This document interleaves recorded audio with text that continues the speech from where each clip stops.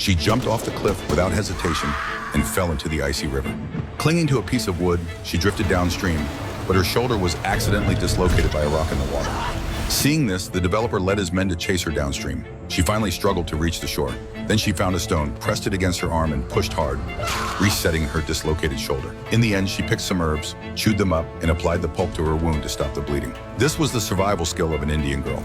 Using available materials, she made a bow and arrow and coated the arrowheads with poison to prepare for the counterattack.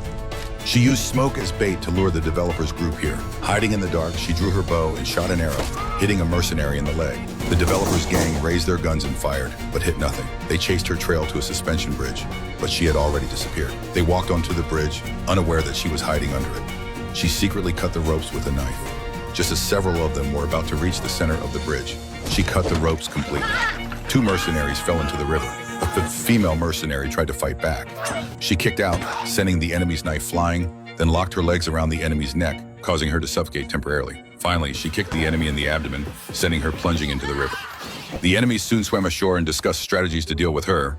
She didn't kill them outright because she needed to follow them to find their camp. She sneaked into the camp, crept to the back of a tent, and eavesdropped on the real purpose of these tourism developers. Under the pretense of developing a scenic spot, the developers had offered the girl and her grandmother $50 million to buy their land. In reality, they had discovered a large amount of rare earth underground in the Indian village and planned to mine it for huge profits. She used her phone outside the tent to record all the criminal evidence. But when she returned to the village to expose them, she found her home burned down and her grandmother covered in a white cloth being carried onto an ambulance. Now she decided to take revenge in her own way.